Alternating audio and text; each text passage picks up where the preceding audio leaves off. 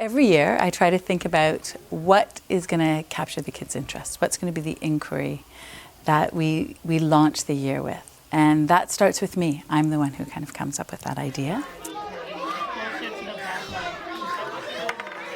The first thing that I'm thinking about is what's going to be hands-on for kids.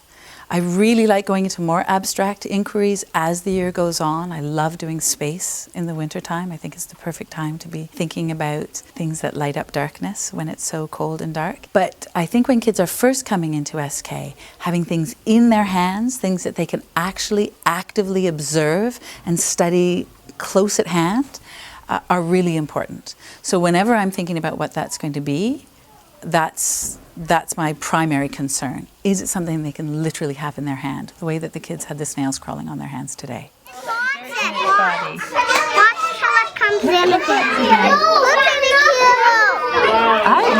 It looks great.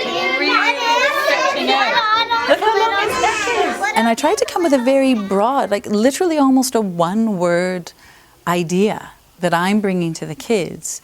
And then how they respond to it is what directs how we're going to follow that particular path. So trees many, many times. One year it was all about how trees breathe.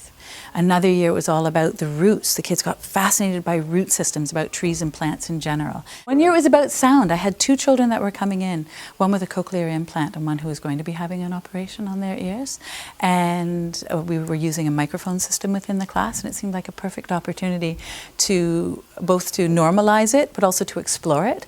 And so we were studying sound that year. This year I wanted to go back to something that I tried a number of years ago, which was looking at mini beasts. And mini beasts is a great term because it's not just insects, it includes spiders, it includes worms and everything else you can imagine that's small and creeps and crawls around, or flies, I suppose. So I was out walking and we saw these bumblebees clustering all around these echinacea flowers. And so we snapped a picture. And that's how I started the whole thing back in here. I put this up on the smartboard, so it was really big. And I just had the kids look at that and say, what do you see? What are we looking at? And right away we got some very unusual answers. Somebody said a bird, a wasp, a bee, but not a stinging bee, a bumblebee, a yellow jacket. And then the next question was, what's on it? And somebody right away said pollen. What's that? Somebody said maybe honey, maybe it's water, stuff that birds and butterflies eat. So some really interesting ideas right from the beginning. And what came away from that was a real interest in honey. How do bees make honey? What kind of bees make honey? Do they all make honey? So this here is that very first talk we had, which was the very next day. So we were still in the very first week of school when this happened.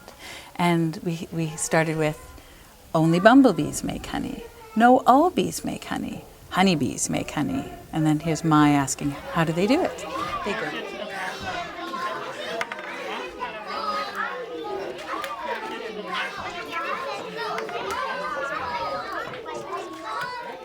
And then somebody ended off by saying there are 80 billion different kinds of bees.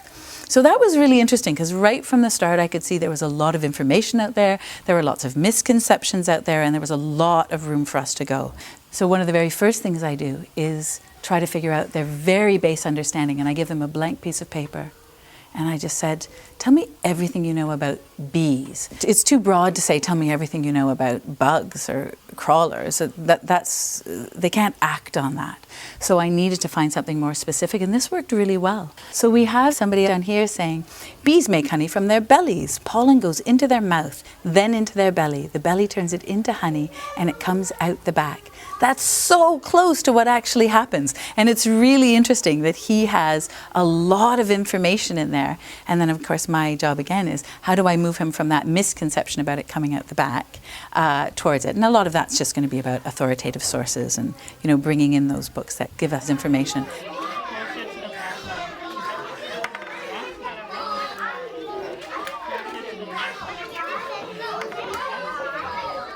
But you can also see in something like this what their representational drawing is like, how do they communicate in this kind of situation. So here's a child who didn't share anything during the discussion, but look at the incredibly rich detail. This is how she chooses to communicate her understanding. And then I would be bringing back what she's done here to the group.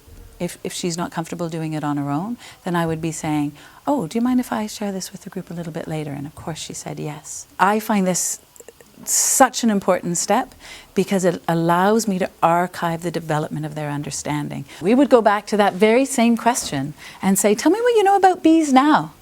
And then when I sit down with them and look at what they had before and after, they can see this incredible growth of understanding. When I sit down with their parents, it's so obvious.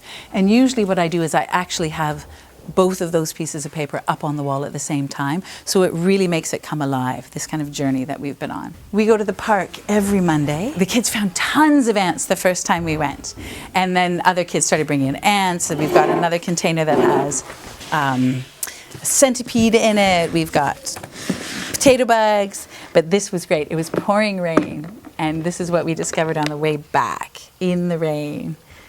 We discovered snails all clustered around one garden. How many did we end up catching? 17. 17 snails in one day. I think I see a worm. Where? So we have a lot going on in the class at this point, and we don't really have anybody who isn't actively engaged in the discussions now. Whether they're talking in those big groups or whether they just are running over to ask if they can hold on to the snails or can they draw the snails or what's happening here. Are they eating the chestnuts? Somebody else brought in chestnuts, and so the kids decided we should put them in to see if they're being eaten as well. Carrots that are left over from some lunches that nobody wanted to eat. Yeah, so we'll see where it takes us next. We're having a visit from the U of T beekeepers, which is just a volunteer.